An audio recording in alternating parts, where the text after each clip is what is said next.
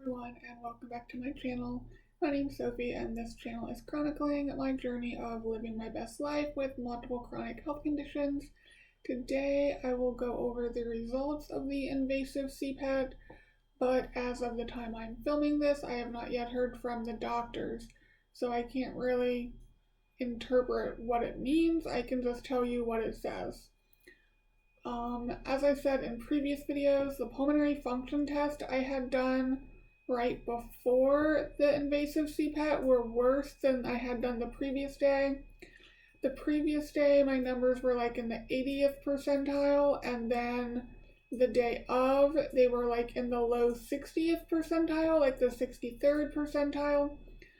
I just find that really interesting. Not really sure what to make of it again. Then as far as how I did on the test, so I was able to go up to 100 watts on the bike, which they said was 85% of predicted. Then my VO2 max was almost exactly the same as my regular CPET that I had last year. It was 25.9. Last year was 25.8, so that hasn't really changed. What's confusing to me is they give two different numbers. One says that it's the 89% of predicted, and then the other says 72% predicted with like ideal body weight, and I'm not sure which one my other tests used. But yeah, I find it interesting that there's two different ways to look at the number, I guess. Then getting into the cardiac pressures, which I said were elevated. Those pressures were my right atrial pressure, my mean pulmonary artery pressure, and my pulmonary artery wedge pressure. And they're measures of right heart, lungs, and left heart respectively. And I'm just waiting to see if the medications I'm on for the fluid overload and the edema and whatnot are what I need to be taking for, like, given that these cardiac pressures are elevated. I know with the mean pulmonary artery pressure that it's pulmonary hypertension, which I believe I've talked about before. I had elevated mean pulmonary artery pressures back in December 2021. So it will be interesting to see. I mean, they're now higher.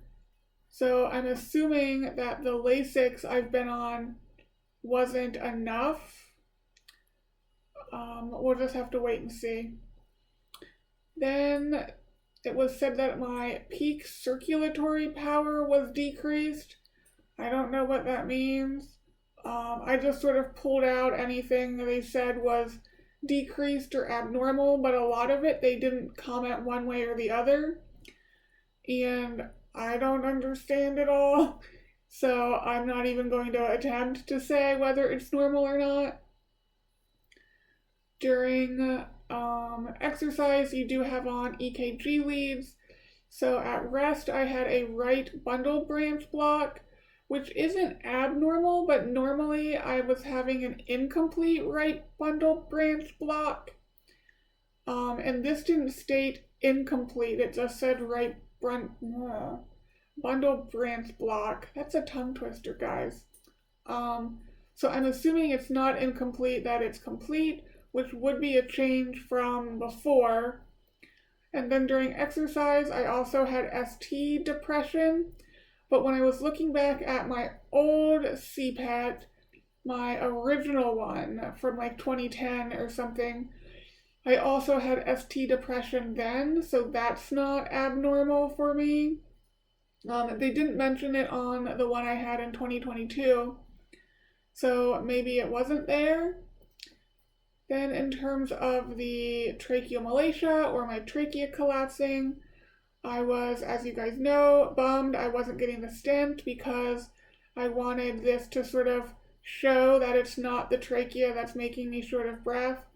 But actually, since during the test they had me doing like the deep breath and the sigh, letting the air out, they could actually see that it's not the trachea causing the shortness of breath. So I found that interesting that they could do that through a test, like a normal test during the exercise.